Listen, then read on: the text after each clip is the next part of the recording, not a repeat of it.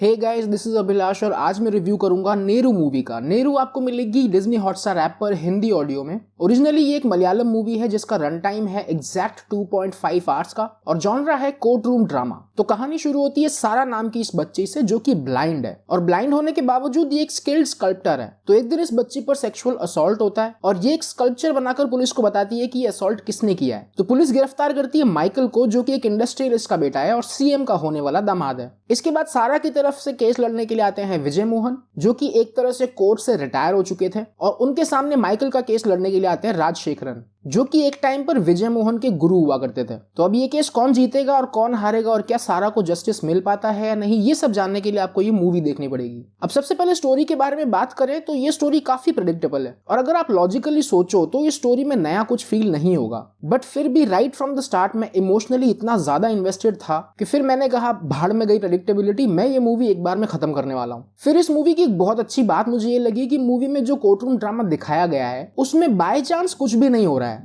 सारे सबूतों और गवाहों को बहुत लॉजिकली सोच समझकर कहानी में प्लेस किया गया है। तो आप हर 10-10 मिनट में देखोगे कि हर एक सबूत जिस पर बात हुई है वो एक फुल सर्कल में आकर खत्म होता है और ये चीज पर्सनली मुझे बहुत अच्छी लगी। स्क्रीन प्ले में कोई भी कमी नहीं है, एक के बाद एक सीन्स आते रहते हैं जो कि इमोशनली चार्ज थे और वो आपको थ्रू आउट अपने अंदर इन्वेस्टेड रखने में पूरी तरह कामयाब रहते हैं। इसके बाद मलयालम डायलॉग्स का मुझे पता नहीं, बट हिंदी वाले डायलॉग्स बहुत अच्छे से लिखे गए and thanks to this team जिन्होंने डबिंग का काम देखा है, very well done. Then comes the actor, सबसे पहले Mohanlal sir, and this time yet again he proved that why he is the king.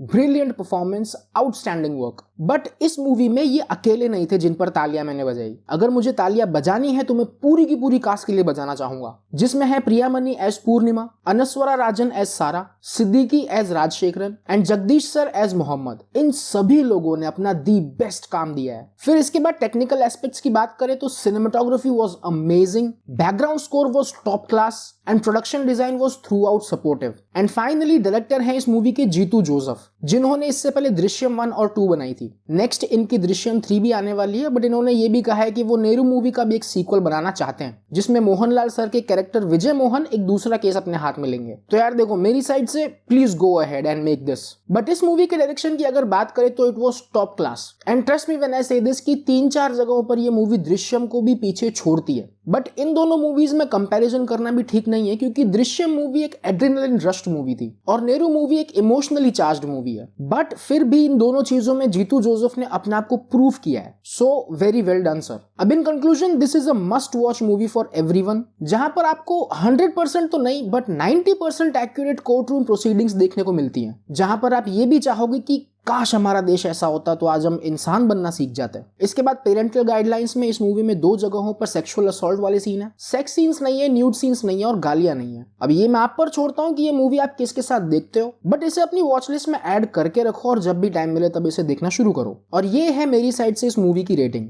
अब फाइनली ये रिव्यू अगर आपको हेल्पफुल और लॉजिकल लगा तो प्लीज लाइक एंड सब्सक्राइब, और अगर आपने ये मूवी देख ली है तो अपने व्यूज और ओपिनियंस मुझे कॉमेंट सेक्शन में लिखकर जरूर बताना। मैं मिलता हूं आपसे नेक्स्ट रिव्यू में, तब तक ध्यान रखो अपना।